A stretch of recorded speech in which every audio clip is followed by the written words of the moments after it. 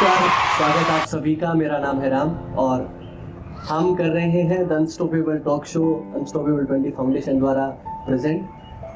कहते हैं कि, और आप सभी को पता भी होगा, आप सभी की जानकारी के अनुसार, कि अगर पौधे का विकास करना है तो बहुत सारे पोषक तत्वों की आवश्यकता होती है। जैसे कि जड़ों के विकास के लिए हमें फास्फोरस चाहिए और उसकी गुणवत्ता में वृद्धि करनी है तो पोटेशियम चाहिए। दाने बनने में इसी तरीके से और पोषक तत्व काम करते हैं। तो बच्चे का अगर विकास करना है, मतलब बच्चा बड़ा होकर जब एक इंसान बनेगा तो उसकी जड़ों तक पहुंचना जरूरी है। बच्चे का अच्छी तरीके से सामाजिक मानसिक तरीके से विकास हो, वो बहुत ज़रूरी है, क्योंकि जड़ें जितनी मजबूत होगी उसी तरीके से इंसान भी उतना ही मजबूत होता जाएगा समय के साथ। और इन सभी चीज़ों की का अध्ययन, उसका साइकोलॉजी को कैसे समझा जाए बच्चे को, उसके लिए हमारी पढ़ाई की भाषा में एक शब्द आता है साइकोलॉजिस्ट, मनोवैज्ञानिक। और ऐसे ही आज हमारे बीच इस सेशन में एक चाइल्ड साइकोलॉजिस्ट है। तो सबसे पहले मैं स्वागत करूंगा मैम का, डॉक्टर वंदना चौधरी पर। प्लीज बच्चों तालियां बजाएं मैम। बहुत बहुत धन्यवाद, बहुत बहुत धन्यवाद। थोड़ा सा मैं छोटा परिचय दे दूं मैम के बारे में कि मैम 2021 से लगातार जेजीबी जयपुर में as a freelancing child psychologist service कर रही हैं। और इसके अलावा सहयोग जैसे कार्यक्रम में लगातार मैम अपनी सर्विस देती हैं। इन्वायरमेंट जैसे इश्यूज पे भी लगातार बात करती हैं। और इसी तरीके से जैसे मैंने जेजीबी का बताया, वो पोक्सो एक्ट में जो है वो मैम सर्विस देती है। और इससे ज़्यादा कहानी हम मैम से खुद सुनना चाहेंगे। थोड़ा सा अगर अपने बारे में हमारे सभी दर्शकों को और हमारे बच्चों को अगर आप बता सकें। हाँ चलेगा। मैं एक बाल मनोवैज्ञानिक हूँ और बाल मनोवैज्ञानिक का काम होता है बच्चों की स्ट्रेंथ, बच्चों की वीकनेस और बच्चों में जो लर्निंग डिसेबिलिटीज़ आजकल पाई जाती है उनसे उनको बाहर लेकर आना और उनको आइडेंटिफाई करना। काफ़ी सारे ऐसे होते हैं जहां हम देखते हैं कि बच्चे पढ़ना तो चाहते हैं, वो पढ़ाई में अच्छे भी होते हैं लेकिन वो लिखते नहीं हैं, है ना। पेरेंट्स पीछे पड़े रहते हैं, टीचर पीछे पड़े रहते हैं, लिख कर दिखाओ, लिख कर दिखाओ, लिख कर दिखाओ। वो बोलते अच्छा है, आपको बता अच्छा सकते हैं, लेकिन वो लिखते नहीं हैं, है ना। तो ये एक तरह का लर्निंग डिफ़िकल्टी कहलाता है, जिसको हम डिस्लेक्सिया भी कहते हैं। तो इस तरह की चीज़ों में से मैं बच्चों को किस तरह से बाहर लाया जा सकता है और उनको समझा कैसे जाए ताकि उनकी हम स्ट्रेंथ पे काम करें, उनकी वीकनेस पे नहीं। तो ये काम मैं करती हूँ। तो सवालात का सिलसिला शुरू करते हैं। सबसे पहला सवाल एज ए टीचर, क्योंकि हम यहाँ पर बच्चों को पढ़ाते हैं तो पेरेंट्स नहीं आ पाए, इस वजह से मैं पेरेंट्स वाले सवाल थोड़े से अभी नहीं लूँगा। जी।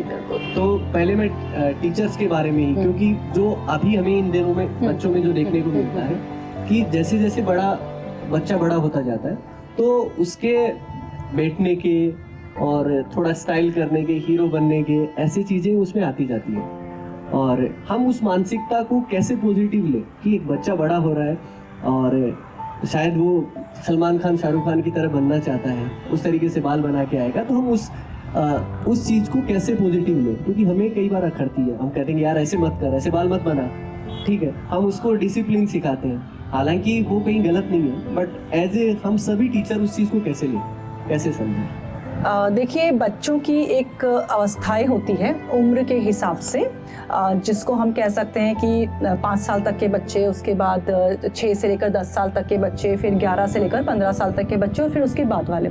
जनरली इन्हीं अवस्थाओं में हम लोग चेंजेस देखते हैं, है ना। तो हम ये कह सकते हैं 1 से 5 साल तक के जो बच्चे होते हैं उनमें धीरे धीरे होता है और उनमें ऐसा बदलाव नहीं होता। आप जो बदलाव बता रहे हैं वो अब पहले हमें देखने को मिलता था 14 या 15 साल के बाद, लेकिन अब वो टाइम आप कुछ भी मान लीजिए, due to technology, due to mobile और ड्यू टू बहुत सारी चीज़ें कि बच्चों में अवेयरनेस या देख कर ही इतना ज़्यादा हो गया है कि वो चीज़ें अब 10 साल के प्लस के बच्चों में सब में देखी जा सकती है ना।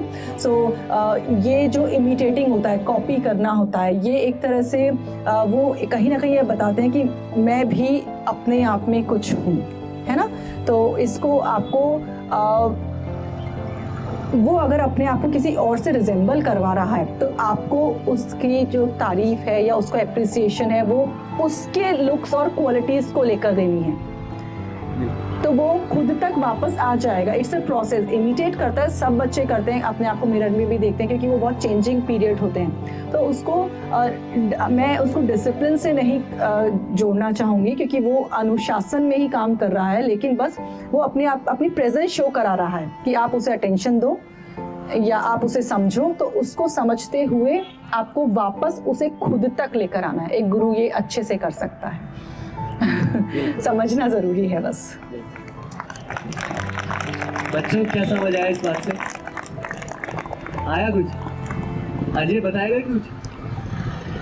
बाद में बताओगे? ठीक है, बाद में बता देना। देखो मैं बताऊं क्या होता है, किसी को देखकर अपने आप को वैसा बनाना गलत नहीं है ना, बिल्कुल गलत नहीं है, लेकिन उसकी अच्छाइयाँ और भी चीज़ों में देखी जा सकती रादर देन लुक्स। हम जैसे हैं सबसे पहले हम वैसे सबसे अच्छे हैं, हम उनसे अलग हैं, ये ध्यान रखो। भगवान ने सबको अपनी अपनी क्वालिटीज़ के साथ भेजा है। लुक्स चेंज नहीं हो सकते है ना। तो अगर आपको किसी को कॉपी करना है, किसी को इमिटेट करना है, तो उसकी क्वालिटी देखो कि उसमें ऐसा क्या है जो वहाँ तक वो पहुँच गया। सलमान खान, शाहरुख खान ऐसे ही नहीं पहुँचे हैं वहाँ तक, उन्होंने कितने सालों स्ट्रगल किया है, कितने सालों उन्होंने मेहनत की है। आपको क्या लगता है पिक्चर में आना या पिक्चर में काम करना इतना आसान होता है?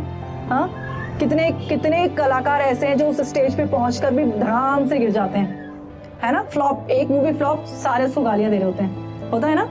क्या गुजरती होगी उस पर। सो अगर किसी को आपको देखना है तो उसकी क्वालिटीज देखो, वो क्या करके आगे बढ़ा है ना। तो वही आप लोगों को भी देखना कि इसने ऐसा क्या किया। अब ये बच्ची सिंगर बनना चाहती है तो सिंगर बनने के लिए उसको देखना चाहिए कि सिंगर ऐसा क्या करते हैं जिससे वो वहां तक पहुंच पा रहे हैं। ऑफिसर्स जो आर्मी नेवी में जाना चाहते हैं वो क्या करते हैं ऐसा जो वहां तक पहुंच पाए हैं, है ना। ये देखना जरूरी है हमें। सारे टीचर इस बात को समझेंगे और मानेंगे जैसा आपने बताया। हम इसको बहुत पॉजिटिव वे में लेंगे और बच्चों से उसी तरीके से बात करेंगे। अब एक दिक्कत जो हमें और महसूस होती है यहाँ पर, और वो ये है कि बच्चा कुछ भी गलत कर दे, छोटी से छोटी बात, और वही गलती अगर उनके पेरेंट्स तक, इनके पेरेंट्स तक पहुँचती है तो उनके पेरेंट्स सबसे पहले एक काम करते हैं कि तू स्कूल मत जा, वहाँ पर पढ़ने मत जा, तुमने तो वहीं सिखाया गलत। तो हम एक बार जाते हैं, 2 बार उनसे मिलने जाते हैं, 3 बार जाते हैं, फिर बार बार हमारा उनको मनाना लगातार, तो फिर हमें भी ऐसे लगता है कि हम बार बार मना रहे हैं, शायद हमारी प्रोसेस ही ठीक नहीं है, क्योंकि अब तक तो उनको विश्वास हो जाना चाहिए। तो कुछ बच्चे, 3 से 4 बच्चे ऐसे थे जो इन्हीं रीजन की वजह से चले गए। तो हम पेरेंट्स को किस तरीके से हमें उसको बताना चाहिए, समझना चाहिए। हालांकि हम अपनी तरीके से बहुत सारी कोशिश करते हैं, समझाते हैं, शिक्षा है जो बदलाव लाएगी, लेकिन फिर भी कहीं ना कहीं वो चीज़ें रह जाती हैं। अगर आप बताना चाहें। देखिए वो गलतियाँ कौन सी होती है, अगर मैं एजुकेशन में मानना चाहूँ, अगर मैं नॉर्मल क्लास की बात करूँ कोई भी बच्चों की, तो टीचर्स बहुत सारी गलतियों को, पुराने टीचर्स क्या करते थे, खुद ही हैंडल करते थे। बच्चा और टीचर के बीच में संबंध ऐसे होते थे कि आपस में ही बोलना है कि ज्यादा बड़ी गलती में नहीं जाऊंगा, छोटी सी गलती मान लीजिए कि एक बच्चे ने दूसरे बच्चे के साथ लड़ाई कर ली, वो बात पेरेंट्स तक पहुंच गई। अब पेरेंट्स आपस में लड़ने लगे, फिर बोले गए तुम्हारी वजह से तू वहाँ पढ़ने जाता है, तू ऐसा कर मत जा। पेरेंट्स तक वो बात पहुंची है, किस माध्यम से पहुंची है, बच्चों के माध्यम से पहुंची है। तो वहाँ पर आप उसको ये ऐसा कर सकते हैं। देखो क्या होता है ना, सबसे पहले क्लास का एनवायरनमेंट ऐसा बना है कि बच्चे आपस की बात आपस में रख लें। कोशिश हम ये करें, आप लोगों को कोई भी शुरू से उनको ये विश्वास दे कि आपको कोई भी आपस में बात करनी हो हमें बताओ। आपस में अगर लड़ाई हो रही है तो वो क्यों हो रही, रीजन क्या है, क्यों? क्योंकि या तो हो सकता है वो आपसे फ्रैंक नहीं हो पा रहे, आपको एज अ टीचर ले रहे हैं, कहीं ना कहीं आपको उनको एक तरह से एज अ दोस्त उनको सपोर्टिव वे में भी जाना पड़ेगा। बोले अच्छा, वो कहते हैं डेमोक्रेटिक वे में, एक बच्चे से भी बात करी अलग से, दूसरे से भी बात की अलग से राइट। तो इस तरह से विश्वास जीतने वाली बात है। तो वो चीज़ें घर तक नहीं जाएगी, वो आपस में ही अंदर रहेगी। Thank you so much. अब पेरेंट्स की बात चली है तो मैं इसी चीज़ को आगे बढ़ाना भी चाहूँगा। उनके बीच में भी होती लड़ाइयाँ, शायद हो सकता है कि हर जगह होती है, गांव हो शहर हो, सबकी अलग अलग है। शहर में शायद हो सकता है कि 2 बड़े लोगों के बीच में लड़ाई दिखती नहीं, मन में जलन हो सकती है, वो भी एक लड़ाई का रूप मान सकता हूँ मैं। यहाँ पर जो होती है वो शायद इस तरीके की होगी कि हमारे घर का पानी तुम्हारे घर की तरफ आ गया, हाँ तो लट लो चलो, ठीक है बिल्कुल। लेकिन हम बार बार अगर अंदर जाते हैं पेरेंट्स के बीच में, तो शायद हमें भी लगता है कि हम अपने आप को रोक लेते हैं, यार बार बार हम कितना समझाएंगे, कितना समझाएंगे। क्या एक प्रोसेस हो सकता है कि हालांकि हम उनके साथ में, पेरेंट्स के साथ बैठ के खाना खाते हैं, उनके साथ चाय पीते हैं, लेकिन 24 घंटे साथ नहीं रह सकते। नहीं रह सकते। तो वो मेंटालिटी को अगर हम 1% भी सुधार पाए तो कैसे कर सकते? देखिए, ये लड़ाई नीड की लड़ाई है ना, सर्वाइवल और द फिटेस्ट की लड़ाई है। तो इसको तो हम नहीं रोक सकते हैं, क्योंकि वो कहते हैं ना, जो बेस्ट है, जो सर्वाइव कर पाएगा वही, जो फिट है वही सर्वाइव कर पाएगा। तो ये तो एक ह्यूमन टेंडेंसी। हम ये ज़रूर कर सकते हैं कि उनसे ये बच्चे इफेक्टेड ना हो, हम उस चीज़ को ब्रेक कर सकते हैं, क्योंकि उनके अंदर चेंजेस लाना अब इतना पॉसिबल है, क्योंकि उनको लगता है ये मेरे लिए ज़रूरी है, मेरे पास कैसे आए, क्योंकि वो उसी मानसिकता से बड़े हुए हैं, उन्होंने वही देखा है। लेकिन हम यहाँ पर उस चीज़ को रोक सकते हैं। आप इन बच्चों से आपको पता चल जाता है कई बार कि बच्चा, आज इस बच्चे के घर में गया तो ये बच्चा डल है, या बच्चे की वॉइस चेंज है, या अग्रेसिव हो रहा है, उससे बात करके उसको कैथारसिस रिलीज कीजिए, फिर उसको वहाँ पर ब्रेक करना स्टार्ट कीजिए कि वो हो रहा है, कोई बात नहीं, वो उनका काम है, आपका काम क्या है, आप पढ़ना चाहते हो। इसीलिए मैंने वो ड्रीम वाला, सपने वाली चीज़ ली। तो बार बार सपना याद दिलाना बहुत ज़रूरी होता है इन बच्चों को। रोज विजुअलाइज एक एक्सरसाइज होती है, वो आप इनको ज़रूर कराया कीजिए, वो वाकई में साइकोलॉजिकली बहुत इफेक्टिव होती है, विजुअलाइजेशन की। डेली 5 मिनट इनको विजुअलाइज कराइए कि ये वो जो चाहते हैं वो बन चुके हैं, है ना। तो ये कहीं ना कहीं लॉ ऑफ अट्रैक्शन का भी काम करती है, और वो माइंड में अपने आप, ब्रेन से अपने आप बॉडी में इंफॉर्मेशन आने लग जाती है धीरे धीरे कि मुझे वहाँ जाना है, तो मेरे को अपने आप वो पाथ दिखने लग जाता है। तो हम बीइंग टीचर, हम सिर्फ इनको पाथ दिखा सकते हैं। अपना सपना बता रहे हैं, हम इनको पाथ बताएंगे कैसे पहुँचना है, पर वो सपना इनको रोज देखना पड़ेगा। ये सेशन का एक नया रूप ये भी निकल के आएगा कि हम सारे टीचर ना अपने आप को बता पाएंगे यहाँ पर कि हम बचपन में कैसे थे, हम कैसे करते थे। तो इसी तरीके की एक चीज़ मुझे समझ आ रही है कि यहाँ पे जैसे मैं एक क्लास का फॉर्म बताता हूँ, इस साइड बच्चे बैठते हैं, वो अल्फ़ाबेट सीखते हैं। हाँ। और हम सब ने भी अल्फ़ाबेट इसी तरीके से सीखा है जिस तरीके से हम बच्चों को सिखाते हैं। और अगर मैं पहली क्लास से, मतलब जब स्कूल जाने लगा, तो मुझे अल्फ़ाबेट रोज सिखाई गई, 1 साल तक सिखाई गई। लेकिन हम सारे टीचर इन बच्चों से इतना उम्मीद लगा के बैठे रहते कि हम 10 दिन के बाद में ऐसे लगता है तुझे अल्फ़ाबेट क्यों याद नहीं है। हाँ।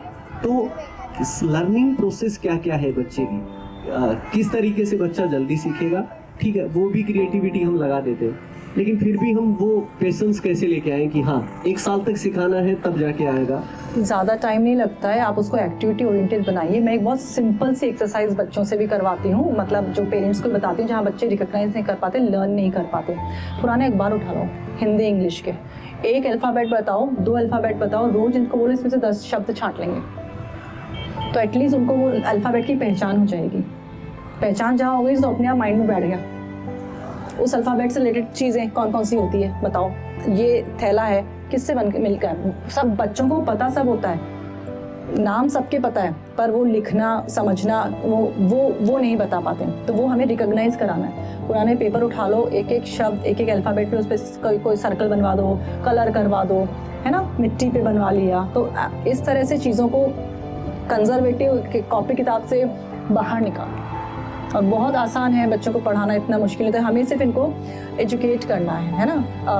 मुझे नहीं पता कि अपने को कितना मेरिटोरियस बनाना है, नहीं बनाना है, पर एटलीस्ट इनको लिखना पढ़ना अच्छे से आ जाए और ये अपने काम कर सकें। और स्कूल कितना जाते हैं, आगे नहीं जाते हैं, दैट्स डिफरेंट, बट एटलीस्ट हम इनको इस लायक बना पाएँ कि ये 4 लोगों के सामने किसी चीज़ को सही पहचान सके, सही बता सके। कुछ भी कपड़े पहन रखे हैं, इस कपड़े को क्या कहते हैं, किससे शुरू होता है ये शब्द, अपने आप आ जाएगा।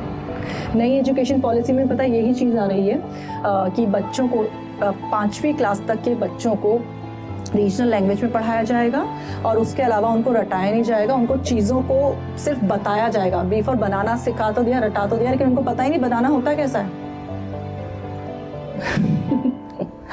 तो वो उसी चीज़ को लेकर आइए। बिल्कुल, ये जैसी आपने चीज़ें बताई वो वैसा ही अपडेशन हम खुद में लेके आएंगे और वैसे ही सिखाने की कोशिश करेंगे। बच्चों, तुम्हारी तरफ से कोई भी क्वेश्चन है, जो भी, शायद हो सकता है कि वो सीखने से रिलेटेड हो, कोई टीचर समझा रहा हो उससे नहीं आता, किसी की बुराई करनी है तो आज कर सकते हो, ठीक है। हालांकि रिकॉर्ड में नहीं जाएगा वो चीज़, हम कट कर लेंगे उसको, लेकिन कुछ भी पूछना है सीखने से रिलेटेड, मुझे ये चीज़ नहीं समझ आती, मैं इसको कैसे कर सकता हूँ, मेरा दिमाग नहीं चलता, मेरा पढ़ने में मन नहीं लगता, कुछ भी चीज़ अगर किसी को पूछनी है एक बार हाथ उठा दो तो उससे पूछ लेंगे। अजय नहीं तो मैं पूछना शुरू कर दूंगी। हाँ, फिर मैम पूछेंगे। तो बताओ, पूछोगे आप? कुछ भी पूछना है। अच्छा बोलो, चलो बताओ। माइक पहुंचा दो। नहीं वो जोर से बोलेगी, जोर से बोलेगी। चलो आ जाओ। ये वो वाले क्वेश्चन मैम से, मेरे वाले क्वेश्चन नहीं होंगे। हाँ ठीक है ना? आपकी क्वेश्चन क्यों करूंगी मैं? हाँ वेरी स्मार्ट, वेरी गुड। बताओ। सर मैं आपसे क्वेश्चन हाँ। पूछना चाहूंगी। मतलब ये एग्जाम होते हैं, मतलब बोर्ड होते हैं ना, वो फिफ्थ जैसे ये बड़ी बड़ी क्लासों में क्यों होते हैं? मतलब जैसे फर्स्ट भी तो होती है, सेकंड भी तो होती है, पर इनमें क्यों नहीं होते बोर्ड? देखो, बोर्ड एग्जाम का मतलब ये होता है कि सारी जगहों की कॉपियाँ ऐसी जगह जाती है जहाँ पे टीचर को नहीं पता होता ये बच्चा कहाँ पढ़ रहा है, ये कॉपी कहाँ से आई है ना। अगर वो छोटे बच्चों में कर दे हम लोग, या सरकार छोटे बच्चों में कर दे, तो टीचर को समझ में नहीं आएगा कि कौन से बच्चे ने कहाँ गलती की है ना। अभी स्कूल में आपको मैडम बता तो पाती है कि देखो तुमने यहाँ गलती की, तुम ये सुधारो, वहाँ सिर्फ नंबर आ जाते हैं।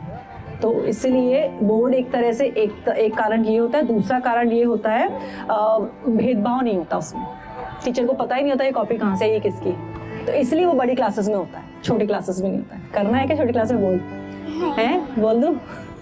ठीक है। और मैम आपसे क्वेश्चन और है, हाँ। मतलब आप ये सब पढ़ लिख के बने हो, तो हमें कुछ ऐसी ट्रिक बताओ याद करने की जो हम बहुत जल्दी याद कर सकें। मतलब हमारे सर राम सर ने बताई थी शायद हमको एक ट्रिक, मतलब है ना, मतलब चीज़ों को है ना छोटा छोटा करके ना याद करने की कोशिश करो, पर वो हमें याद ही नहीं होती, तो हम उसे याद कैसे करें? देखो, एक टाइम था जब हमें रटना पड़ता था, याद करना पड़ता था, है ना, और उसमें से बड़े बड़े आंसर्स आते थे। अब टाइम बदल गया है, अब जो आने वाले सरकारी एग्जाम्स भी होते हैं ना, वो चॉइस वाले होते हैं, आपको टिक करना होता है। इसका मतलब उस चीज़ को समझना ज़रूरी है। चैप्टर को, किसी भी पार्ट को आप लोग बार बार पढ़ो, जोर से पढ़ो, वो पूरा का पूरा चैप्टर दिमाग में आ जाएगा। याद नहीं करना है कि ये सवाल याद कर लिया, वो सवाल याद कर लिया, ऐसे मत करो, क्योंकि वो बाद में हेल्प नहीं करेगा। हाँ, मतलब जो क्वेश्चन होते हैं चैप्टर के, जैसे क्या कहते हैं, मतलब क्वेश्चन होते हैं, जैसे पेपर में क्वेश्चन आते हैं, अपन ने वो क्वेश्चन रट लिए, रटने के बाद अपन को क्वेश्चन के याद हो जाएंगे या नहीं होंगे? नहीं होंगे। रटने से आपको समझ में नहीं आया ना, रटने से कोई एक शब्द भूल गए बीच में, तो पूरा आंसर भूल गए हम। तो इसके लिए उसको, अगर उस क्वेश्चन के आंसर को समझोगे वो क्या कह रहा है, तो अपने मन से भी लिख सकते हो। अगर वो टीचर ही ऐसा हुआ ना समझाने वाला, तो हम कैसे समझेंगे? हाँ, ये भी सही बात है। देखो, उसके लिए खुद भी कोशिश ये कर सकते हैं कि हम उस पूछें, है ना। जैसे कोई शब्द, कोई पैराग्राफ समझ में नहीं आ रहा, एक से नहीं समझ में आ रहा, दूसरे से पूछ लो, किसी और से पूछ लो। पूछना जरूरी है, मैंने इसीलिए शुरू में कहा था बोलना और पूछना जरूरी है। वो सबसे ज्यादा जरूरी है। हाँ। क्योंकि जब तक अपन बोलेंगे नहीं ना, जब तक अपने मन की बात अपने मन आसपास कोई भी तुमसे कोई बड़ा बच्चा पढ़ रहा हो, है ना, जैसे अभी तुम कौन सी क्लास में हो? 6th में हो, 7th के बच्चे से पूछ सकते हो ये इसका मतलब क्या होता है, 8th के बच्चे से पूछ सकते हो इसका मतलब क्या होता है, वो भी बता देगा। मतलब हमारी क्लास में ये होता है, हम तो आगे बैठते हैं गर्ल्स, और बॉयज पीछे बैठते हैं। बॉयज पीछे बैठे कुछ भी बड़बड़ाते रहते हैं और पढ़ाई पे ध्यान नहीं देते, सर डांटते हैं। इस क्लास में नहीं वो जाए स्कूल की बात। अच्छा, स्कूल की बात कर रहे हो। हाँ, तो फिर टीचर उनको डांटती है, फिर हम कहते हैं ना कि आप हमें डांटते क्यों, प्यार से भी समझा सकते हो। तो डांट से तो कोई बच्चा समझता नहीं है, ऐसा क्यों? डांट के भी तो समझ सकता है ना वो, प्यार से समझाएंगे। वो तो आप है ना, जो आपके बच्चे जो शैतानी करते हैं ना, उनसे पूछना, तुम डांट से समझते हो प्यार से समझते हो? वो तो उनसे पूछ लेंगे बस, तो फिर टीचर बता देगी अपने आप, है ना। तुम कभी जब टीचर बनोगे ना, तब बताना इसका सवाल का। कुछ सवाल छोड़ दिया करो, इन सवालों का आंसर मैं बाद में अपने आप ढूंढूंगी, यस है ना? मैं आपसे एक क्वेश्चन पूछूंगी, हाँ। मतलब आपने इतनी मेहनत क्यों की? आपने मतलब आप कुछ और भी तो बन सकते थे ना, आप ये मतलब यही मनोवैज्ञानिक क्यों बनी, है ना? हाँ, देखो कई बार क्या होता है ना, हमारे टाइम में, आज तुम लोगों को पता है हम ये बन सकते हैं, हमारे टाइम में नहीं पता होता था, है ना? मैं भी घर में बिल्कुल ऐसे थी कि लड़कियों को भाई जब पढ़ लिया, नहीं पढ़ा। पर धीरे धीरे समझ में आता है, ये सब्जेक्ट लिया, अच्छा इसको पढ़ना है और आगे पढ़ना है। फिर जब मज़ा आने लगता है ना, तब हम सबसे पहले पढ़ाई को ना मज़े के लिए पढ़ो, अपने आप पता चल जाएगा कि कहाँ जा रही है। पर उसमें सबसे पहले मज़ा लेना सीखो। वाह यार, मज़े आ रहे हैं मुझे पढ़ने में, मुझे समझने में मज़े आ रहे हैं, नई चीज़ है ये कुछ, बस तो फिर अपने आप पता चल जाएगा कि क्या बनना है। मतलब मैं भी ऐसी थी पहले, मुझे ना पढ़ने में बिल्कुल इंटरेस्ट नहीं था। जब से मैं ट्यूशन में आई हूँ ना, जब से मुझे पता चला कि मैं मतलब पढ़ाई क्या चीज़ है। Very good, very. कोई और बच्चा पूछेगा कुछ? सर हाँ, thank you so thank much. You. तुमने पूरा शो तुम्हारे नाम कर लिया। मैम, आपका सपना बचपन से ही था कि आप बाल वैज्ञानिक बने? नहीं, बिल्कुल नहीं था, सच में नहीं था। हाँ, आजकल तो सपनों पर बात करते हैं, उस जमाने में सपनों पर कोई बात नहीं करता था, तो हमने कोई सपना देखा ही नहीं कि हमें क्या बनना है। तो मैम आप बने? जैसे जैसे बड़े होते गए, पढ़ते गए, पढ़ने पर क्या करना है। मैं टीचर भी थी, मैं काफ़ी सालों तक मैंने पढ़ाया भी है ना? मैं एक कंपनी में मैनेजर भी थी, मैंने वो काम भी किया, मैंने बहुत सारे काम किए। मैम एक और क्वेश्चन, हम मतलब घर पे याद करके जाते हैं, लेकिन पेपर को देख के सब कुछ क्यों भूलते हैं? इसलिए क्योंकि हम रट रहे हैं, हम समझ नहीं रहे हैं, और एक हम डर के आते हैं। हम डर के क्यों जा रहे हैं, है ना? हम डर के जाते हैं ना, बस डर के नहीं जाना है। विश्वास रखना है खुद पे कि जो मैंने याद किया है, सबसे पहले खुद को बोलना है कि जो मैंने याद किया है वो मुझे याद रहेगा, है ना? सबसे पहले हमेशा खुद को यही बोलना है। ये कभी दिमाग में मत लाना कि जो मैंने याद किया मैं एग्जाम में जाके भूल गया, तो क्योंकि ये जैसे ही आपने सोचा ना, आपके दिमाग में वही चीज़ बनने लग जाएगी। ठीक है? तो कभी भी एग्जाम के लिए तैयारी करो तो हमेशा खुद से यही कहना, मैंने याद किया, मैंने पढ़ा है, याद जरूर रहेगा मुझे, मैं लिखूंगा जरूर, है ना? ठीक है? पूरे सेशन में शिवानी की नज़र आप पे रही है। ये बच्ची एकदम चुपचाप बैठ के आपको सुनती रही है। शायद आगे वाले बच्चे इधर उधर हरकतें फिर भी कर रहे थे। तो शिवानी के लिए गाना कौन सुनाएगा? ए शिवानी, याद है कौन, किसने सुना था गाना? आया था ना? है? इसके अलावा किसी को पूछना है बच्चों? जो कुछ सवाल है, अगर आप आते जाओगे तो बढ़िया सीखते जाओगे।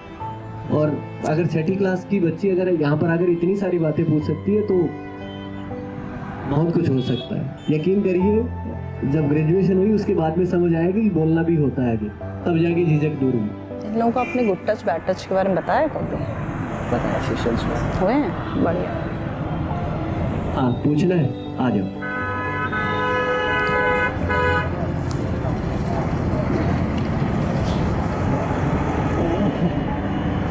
मैम एक बात बोलूं, बिना फालतू कौन मारता है? बिना गलती को।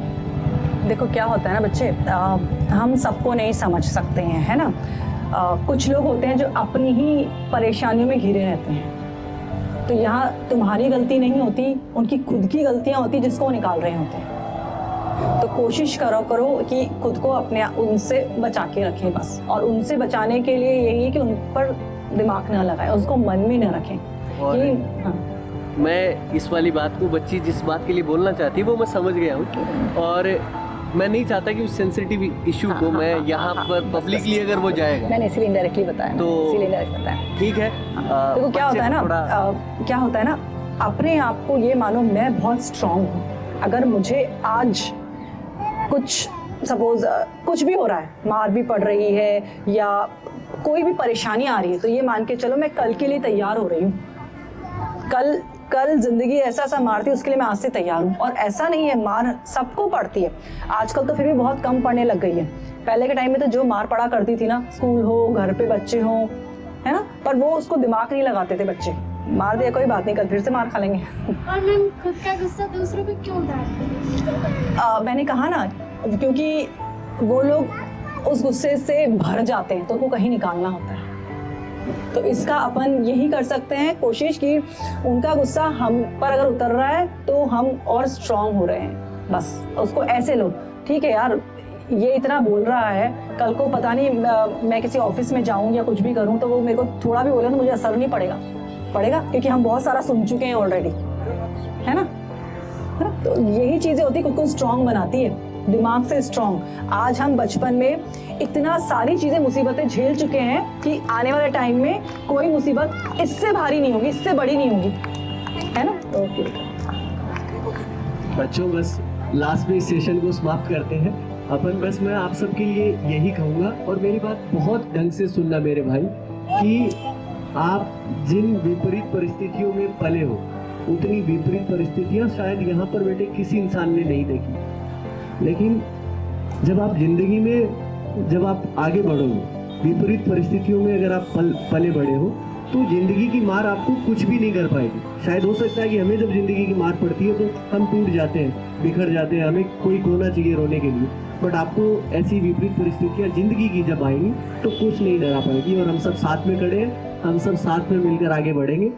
और तो सभी दर्शकों का धन्यवाद, और खास तौर से मैम का, आप आए, हमारे लिए टाइम निकाला। धन्यवाद। हमारी कुछ गलतियां रहती है, चाहे वो टाइम से रिलेटेड हो या कुछ कोई हो, बात उसके लिए नहीं। माफी चाहेंगे। कोशिश करेंगे आपकी बताई गई चीजों को इम्प्लीमेंट करने की, और तय समय पर प्रोग्राम को 4 बजे स्टार्ट करने और की। मुझे अच्छा लगेगा, मैं दोबारा भी आ जाऊंगी, मुझे अरे कोई दिक्कत नहीं है। हाँ बिल्कुल, मुझे अच्छा लगेगा, मैं दोबारा भी आपके बीच आ जाऊंगी जब ये सर बुलाएंगे।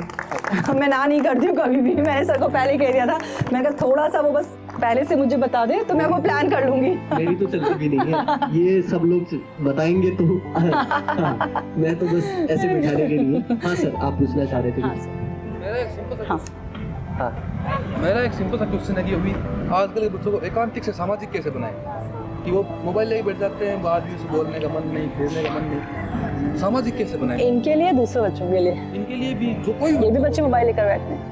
नहीं सर, यहाँ इन पास वो फैसिलिटी नहीं है। मैं कह रही हूँ वो डिफरेंट चीज़ें, क्योंकि क्या होता है ना, वहाँ पे बहुत सारी चीज़ें काम करती है।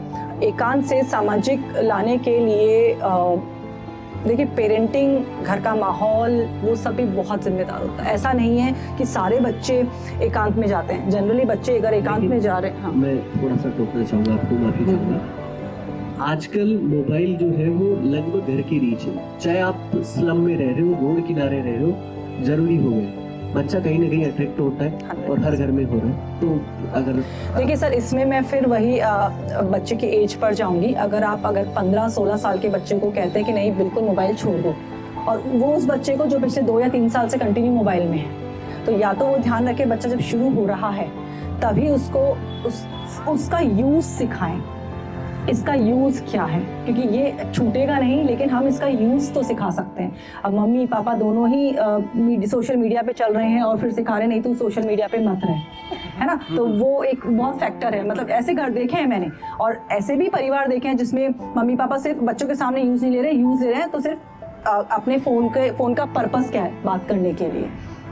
तो ये एक बहुत अच्छा तरीका है कि आप उनके सामने उस चीज़ का पर्पस लेकर आए कि इस चीज़ का पर्पस क्या है। FB सोशल मीडिया को भी इंट्रोड्यूस कराएं, पर वो एक एज में जाकर, है ना? आजकल तो बट छोटे छोटे बच्चे 5-5, 6-6 महीने, मतलब साल भर बच्चे के हाथ में मोबाइल पेरेंट्स दे देते हैं। तो कहीं ना कहीं रोल गलती बच्चों की नहीं है। नहीं, गलती तो हाँ। है, माता पिता की गलती है, लेकिन जैसे अब समाज भी उस तरह से हो गया कि अभी जैसे 90% बच्चे बाहर आके कुछ बच्चे से बात करना नहीं चाहेंगे, वो अपने एकांत में जाएगा, समाज को फर्क रहता है। अब बच्चे वहाँ मोबाइल में एकांत में नहीं जाते हैं, वो सिर्फ अपने परिवार वालों से करते हैं। वो आजकल रियल वर्ल्ड से ज़्यादा वर्चुअल वर्ल्ड में चले गए, मैं ये कहूँगी। एकांत में वो नहीं गए हैं, उनका अपना सोशल सर्कल ये हो गया है, यहाँ उनको बहुत दिख जाएंगे, चेंज हो गया बस ये हो गया है। वो कहीं ना कहीं गलत भी है, उनको रियल वर्ल्ड में लाना भी पड़ेगा, पर देखते हैं वो कैसे काम करता है। AI आ रहा है, मतलब बहुत सारी चीज़ें हैं जिस पे काम तो करना पड़ेगा। नहीं, लाइक जैसे हमारे बाबा तो पीट के सिखा देते थे, वो पॉसिबिलिटी अब रही नहीं। उसके लिए मैंने कहा ना, बच्चों को एंगेज करना ज़रूरी है, और सबसे पहले खुद मेंटर वैसे बने। आज मेरे को मेरे बच्चे को स्पोर्ट्स में लाना था तो मैंने स्पोर्ट्स ज्वाइन किया। एटलीस्ट वो आज नहीं, लेकिन जब उनको ज़रूरत होगी, है ना, तब उनको याद आएगी, उनके सबकॉन्शियस माइंड में जाएगा कि मेरी मम्मी या मेरे पापा वो करते थे, है ना। जब मतलब कुछ चीज़ें ऐसी जो बच्चों की चॉइस पे भी छोड़ते हैं हम, लेकिन वहाँ हमको कंसिस्टेंट होना ज़रूरी है, हमको अपने आप में वो चीज़ आना चाहिए, तो वो उनको याद आएगा। आज हमें भी याद आता है, मम्मी पापा डांट किसी को याद नहीं आएगी, लेकिन याद आएगा मेरी मम्मी रोज़ सुबह उठ के योगा करती थी, ये करती थी, तो जब आज मुझे ज़रूरत है तो मैं वो ऑलरेडी मेरे माइंड में, सबकॉन्शियस माइंड में है, तो मैं वो भी स्टार्ट करूँ। तो ये चीज़ें हैं कि बड़ों को एक उस चीज़ को लाना पड़ेगा, माहौल वैसा देना पड़ेगा कुछ भी चीज़ को। नहीं लाइक जैसे जो वो ओल्ड लर्निंग हैबिट्स थी, जैसे हमारे जो बुजुर्ग जो सिखाते थे वो कहते थे बेटा घर से बाहर निकल, घर से बाहर निकलेगा गलतियाँ करेगा, फिर बोलते बेटा अब नहीं करना चाहिए, पहले गलती करवाते हैं फिर सिखाते हैं। आज के समाज के परिदृश्य में वो कहाँ तक वैलिड है, मतलब वो हम अवेलेबल, मतलब देखिए वो सही रहे या नहीं रहे? नहीं, बाहर निकल गलती कर, इसमें बहुत सारी चीज़ें हैं। बाहर किस लिए निकालें और गलती कैसे एक्सेप्ट करें? क्या हम वैसे हैं कि हम उनकी गलतियां एक्सेप्ट करेंगे? सबसे पहले खुद से पूछें, क्या वो पेरेंट्स ऐसे हैं? पेरेंट्स बच्चों को परफेक्ट चाहते हैं, वो गलतियां एक्सेप्ट ही नहीं करेंगे? किया तो कैसे किया? तो ये भी तो एक ज़रूरी है। पहले के पेरेंट्स को नहीं पता होता था उनका बच्चा क्या कर रहा है, स्कूल में निपटा के आ जाता था सब कुछ। और आज पेरेंट्स, एक बच्चे ने कुछ किया उसके साथ के दूसरे पेरेंट्स उसके माथे आ जाएंगे। टीचर को कुछ नहीं बोल पाते आप। टीचिंग चेंज, पैटर्न चेंज हो गया है। टीचर आज बच्चे कुछ ऐसे तो कर दे, फिंगर तो कर दे, उस बच्चे के पेरेंट्स अगले दिन आ जाएंगे स्कूल में। वो इसीलिए पूछ लो कि अभी जैसे जो समाज है उस हिसाब से, क्योंकि पहले जैसे क्या है ये देखिए पहले समाज ऐसे था, है ना, काफी, या तो बिल्कुल ऐसे था या बिल्कुल ऐसे था। आजकल का समाज यों हो गया है, यों चल रहा है। एक ही सोसाइटी में आपको ऐसा भी मिल जाएगा नेचर वाला, ऐसा भी मिल जाएगा, ऐसा ही मिल जाएगा, और वही फाइनेंशियल कंडीशन वाला भी मिल जाएगा। तो जहाँ किसी स्कूल में अगर एक बच्चा, मैं अच्छे जयपुर के हाई स्कूल, बहुत टॉप मोस्ट स्कूल की बात करूँ, तो वहाँ एक मिडिल क्लास का बच्चा भी जा रहा है तो वो देख रहा है कि यार वो उस गाड़ी से आ रहा है, उस गाड़ी से आ रहा है। तो यही तो पेरेंट्स चाहते हैं अपने बच्चों को, वो दे रहे हैं ऐसी चीज़। मतलब कहीं ना कहीं जो मैं कहती हूँ ना, ये बच्चे काफ़ी सही है क्योंकि डिप्राइव्ड है, अंडर प्रिविलेज्ड है ना, तो इनके पास वो एक अपॉर्चुनिटी है बीइंग अंडर प्रिविलेज और बीइंग डिप्राइव्ड। ये ही उनको आगे लेकर जाएगी। वो बच्चों को पास ऑलरेडी चीज़ें हैं, वो उनके लिए नुकसानदायक है, फैसिलिटीज नुकसानदायक है। पाने के लिए, बस होने के लिए। एग्जैक्टली यही चीज़ है ना। तो वो ठीक है, वो हम उनका नहीं कर सकते, वो एक डिफरेंट इशू है। Thank you so much. बच्चों, मैम के लिए एक बार ताली तो हो ही जाए। जो आप सबके लिए भी बहुत सारी तालियां, है ना। अच्छे से पढ़ना और सबसे ज़रूरी है अपना व्यवहार अच्छा रखना, है ना। बस पढ़ाई से भी ज़्यादा व्यवहार। हाँ बोल बेटा।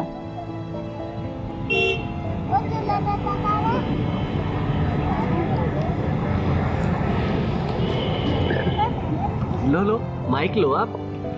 हेलो मैम, मेरे को गुस्सा क्यों आता है? देखो मैं बताऊँ, एक तो जो गुस्सा होता है ना, वो एक तरह की एनर्जी होती है, ऊर्जा होती है ना। जब ऊर्जा को हम गलत डायरेक्शन में ले जाते हैं तो वो गुस्सा हो जाता है, यानी कि नकारात्मक चला जाता है तो वो गुस्सा होता है, और सकारात्मक जाता है तो वो कुछ ना कुछ अच्छा बन के निकलता है। तो जब तुम्हें लगे ना गुस्सा आ रहा है ना, सफाई करना शुरू कर दिया करो, घर की सफाई हो जाएगी। ठीक है, सफाई करो, कोई ऐसा काम करो जो जिससे कुछ चीज निकल कर आए, अपने आप गुस्सा खाए। आलू के पराठे बनाना सीखो, सारे खाएंगे। ठीक है, सब खाएंगे फिर बाद में। हाँ और मुझे भी बुला लेना। हाँ। Thank you. चलो। अरे बाप रे, मैं तो सर से पूछोगे मेरे से पूछोगे? राम सर, आप हमें पढ़ाते हो तो आपके अंदर कैसा फील होता है?